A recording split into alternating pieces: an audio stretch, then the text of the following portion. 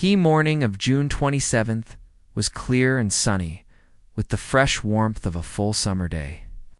The flowers were blossoming profusely, and the grass was richly green. The people of the village began to gather in the square, between the post office and the bank, around 10 o'clock. In some towns there were so many people that the lottery took 2 days and had to be started on June 26th. But in this village, where there were only about 300 people, the whole lottery took only about 2 hours, so it could begin at 10 o'clock in the morning and still be through in time. To allow the villagers to get home for noon dinner, the children assembled first, of course. School was recently over for the summer, and the feeling of liberty sat uneasily on most of them. They tended to gather together quietly for a while before they broke into boisterous play. And their talk was still of the classroom and the teacher, of books and reprimands. Bobby Martin had already stuffed his pockets full of stones, and the other boys soon followed his example, selecting the smoothest and roundest stones. Bobby and Harry Jones and Dickie Delacroix villagers pronounced this name. Delacroix eventually made a great pile of stones in one corner of the square and guarded it against the raids of the other boys. The girls stood aside, talking among themselves, looking over their shoulders at the boys, and the very small children rolled in the dust or clung to the hands of their older brothers or sisters. Soon the men began to gather, surveying their own children, speaking of planting and rain, tractors and taxes. They stood together, away from the pile of stones in the corner, and their jokes were quiet, and they smiled rather than laughed. Women, wearing faded house dresses and sweaters, came shortly after their menfolk. They greeted one another and exchanged bits of gossip as they went to join their husbands. Soon the women, standing by their husbands, began to call to their children, and the children came reluctantly, having to be called 4 or 5 times. Bobby Martin ducked under his mother's grasping hand and ran, laughing, back to the pile of stones. His father spoke up sharply, and Bobby came quickly and took his place between his father and his oldest brother. Sign up for the New Yorker's books and fiction newsletter. The lottery was conducted as were the square dances, the teenage club, a Halloween program by Mr. Summers, who had time and energy to devote to civic activities. He was a round-faced, jovial man, and he ran the coal business, and people were sorry for him because he had no children and his wife was a scold. When he arrived in the square, carrying the black wooden box, there was a murmur of conversation among the villagers. And he waved and called, "Little late today, folks." The postmaster, Mr. Graves, followed him, carrying a 3-legged stool. The stool was put in the center of the square, and Mr. Summers set the black box down on it. The villagers kept their distance, leaving a space between themselves and the stool, and when Mr. Summers said, "Some of you fellows want to give me a hand?" there was a hesitation before 2 men, Mr. Martin and his oldest son, Baxter, came forward to hold the box steady on the stool while Mr. Summers stirred up the papers inside it. The original paraphernalia for the lottery had been lost long ago, and the black box now resting on the stool had been put into use even before old man Warner. The oldest man in town was born. Mr. Summers spoke frequently to the villagers about making a new box, but no one liked to upset even as much tradition. Ass was represented by the black box. There was a story that the present box had been made with some pieces of the box that had preceded it, the one that had been constructed when the first people settled down to make a village here. Every year after the lottery, Mr. Summers began talking again about a new box, but every year the subject was allowed to fade off without anything's being done. The black box grew shabbier each year. By now it was no longer completely black, but splintered badly along one side to show the original wood color, and in some places faded or stained. Mr. Martin and his oldest son, Baxter, held the black box securely on the stool until Mr. Summers had stirred the papers thoroughly with his hand, because so much of the ritual had been forgotten or discarded. Mr. Summers had been successful in having slips of paper substituted for the chips of wood that had been used for generations.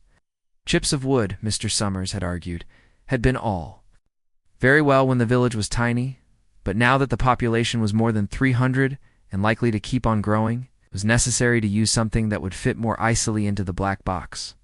The night before the lottery, Mr. Summers and Mr. Graves made up the slips of paper and put them into the box. and it was then taken to the safe of Mr. Summers' coal company and locked up until Mr. Summers was ready to take it to the square. Next morning, the rest of the year, the box was put away, sometimes one place, sometimes another. It had spent 1 year in Mr. Graves' barn and another year underfoot in the post office. Sometimes it was set on a shelf in the Martin grocery and left there. There was a great deal of fussing to be done before Mr. Summers declared the lottery open. There were the lists to make up of heads of families, heads of households in each family, members of each household in each family.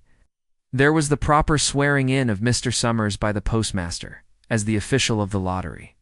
At one time, some people remembered, there had been a recital of some sort performed by the official of the lottery, a perfunctory, tuneless chant that had been rattled off duly each year. Some people believed that the official of the lottery used to stand just so when he said or sang it. Others believed that he was supposed to walk among the people. But years and years ago, this part of the ritual had been allowed to lapse. There had been also a ritual salute, which the official of the lottery had had to use in addressing each person who came up to draw from the box. But this also had changed with time, until now it was felt necessary only for the official to speak to each person approaching. Mr. Summers was very good at all this. In his clean white shirt and blue jeans, with one hand resting carelessly on the black box, he seemed very proper and important as he talked interminably to Mr. Graves and the Martins.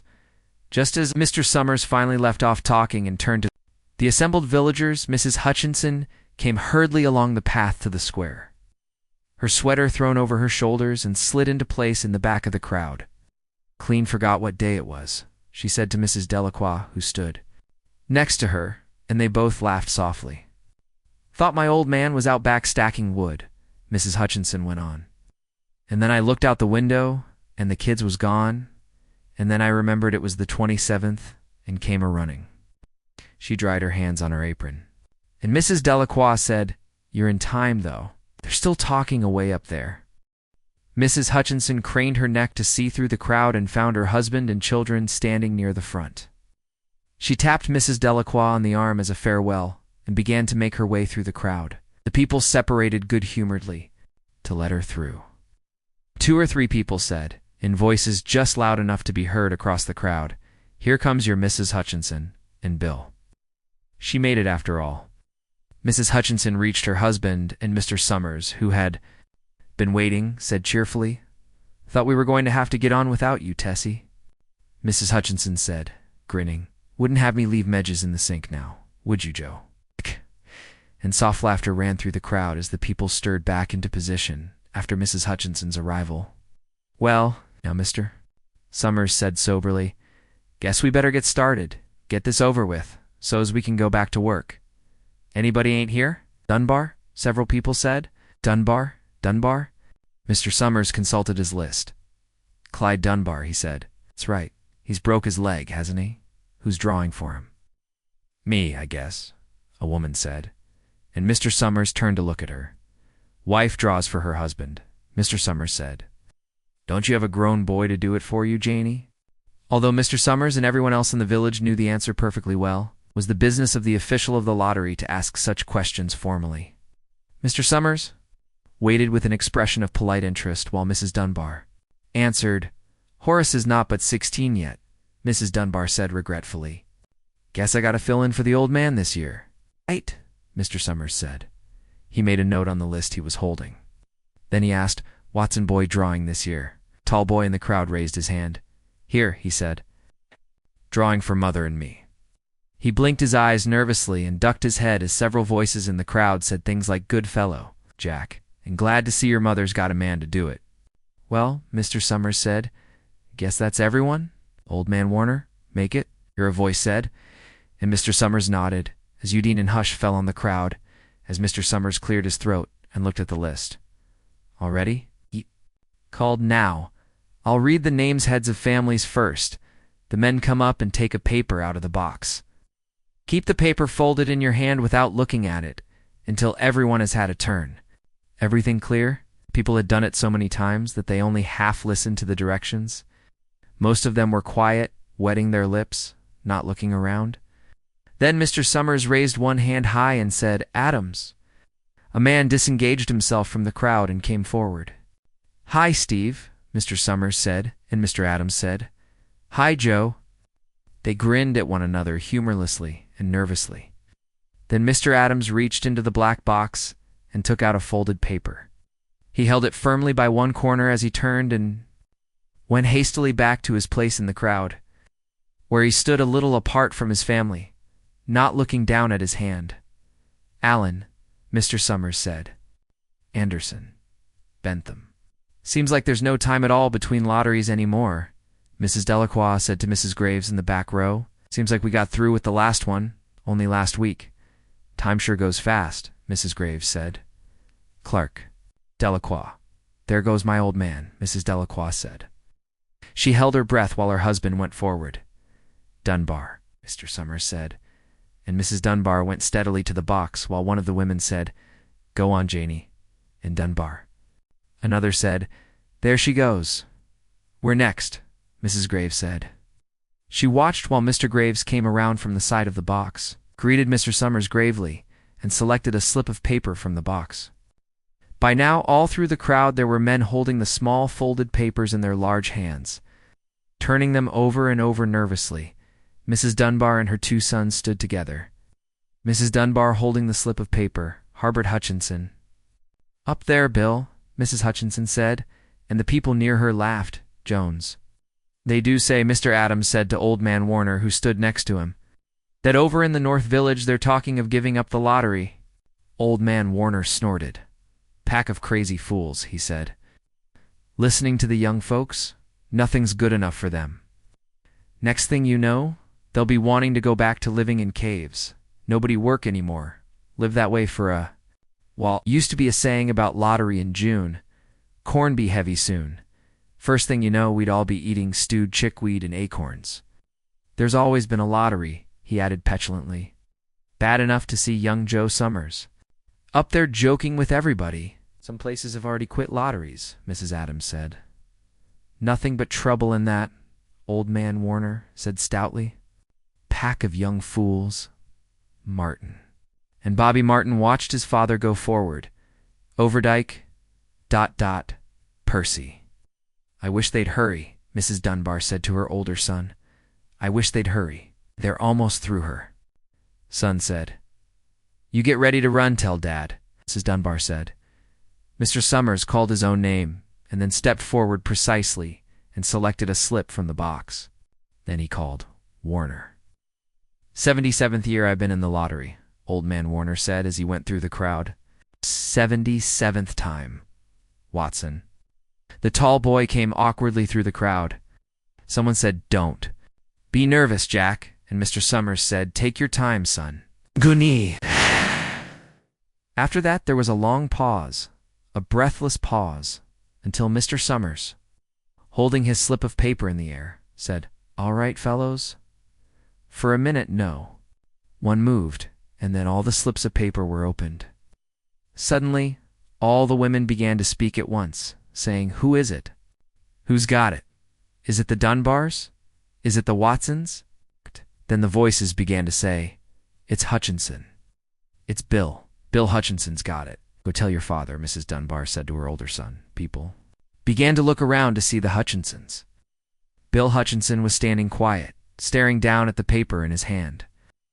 Suddenly, Tessie Hutchinson shouted to Mr. Summers, "You didn't give him time enough to take any paper he wanted. I saw. It wasn't fair. Be a good sport, Tessie," Mrs. Delacroix called, and Mrs. Graves said, "All of us took the same chance." "Shut up, Tessie," Bill Hutchinson said.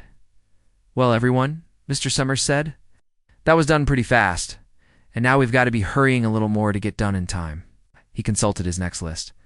"Bill," he said, "you draw for the Hutchinson family. You got any other households in the Hutchinsons?" "There's Dawn and Eva," Mrs. Hutchinson yelled. "Make them take their chance." "Daughters draw with their husbands' families, Tessie," Mr. Summers said gently. "You know that as well as anyone else." "It wasn't fair," Tessie said. "I guess not, Joe," Bill Hutchinson said regretfully. "My daughter draws with her husband's family. That's only fair. I've got no other family except the kids." "Then as far as drawing for families is concerned, it's you," Mr. Summers said in explanation. "Now, as far as drawing for households is concerned, that's you too. Right, Bill Hutchinson said.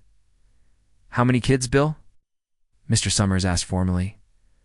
3, Bill Hutchinson said. There's Bill, Jr., and Nancy, and little Dave, and Tessie and me. Asterisk, all right then, Mr. Summers said. Harry, you got their tickets back? Mr. Graves nodded and held up the slips of paper.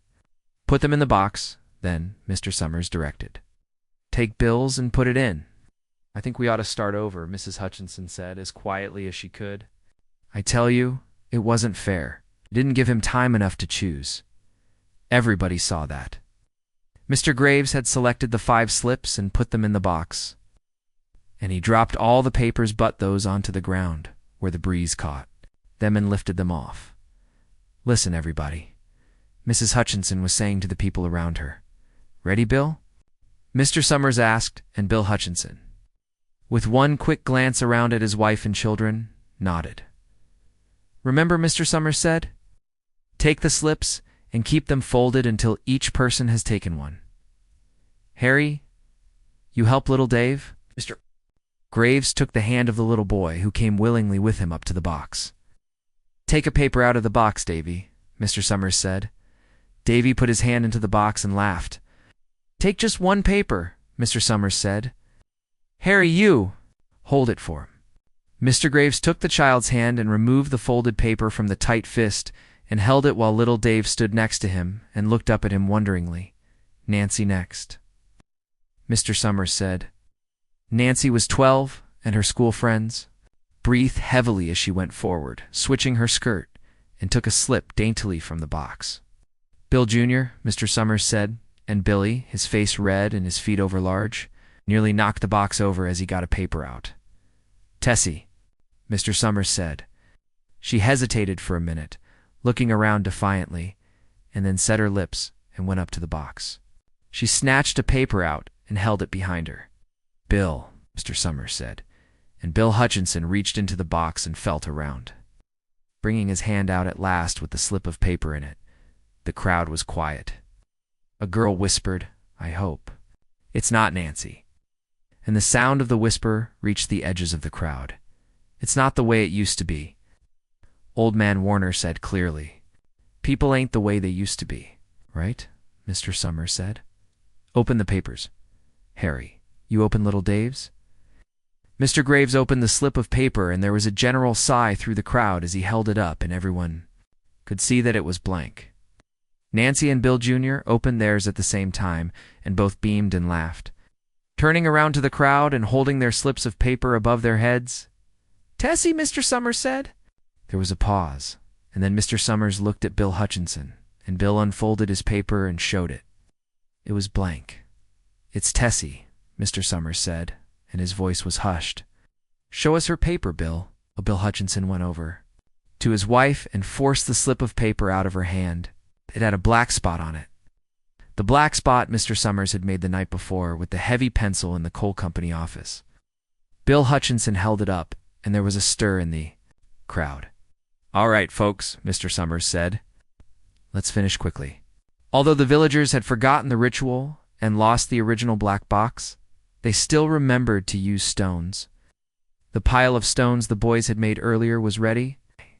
There were stones on the ground with the blowing scraps of paper that had come out of the box. Mrs. Delacroix selected a stone so large she had to pick it up with both hands and turned to Mrs. Dunbar. Come on. 8. Hurry up. Mrs. Dunbar had small stones in both hands, and she said, gasping for breath, I can't run at all. You'll have to go ahead and I'll catch up with you. The children had stones already, and someone gave little Davy Hutchinson a few pebbles. Tessie Hutchinson was in the center of a cleared space by now. She held her hands out desperately as the villagers moved in on her. It isn't fair, she said. A stone hit her on the side of the head. Old Man Warner was saying, come on, everyone. Steve Adams was in the front of the crowd of villagers, with Mrs. Graves beside him. It isn't fair. It isn't right, Mrs. Hutchinson screamed, and then they were upon her. Published in the print edition of the June 26, 1948 issue. New. Yorker favorites, searching for the cause of a catastrophic plane crash, the lonely fate of Typhoid Mary.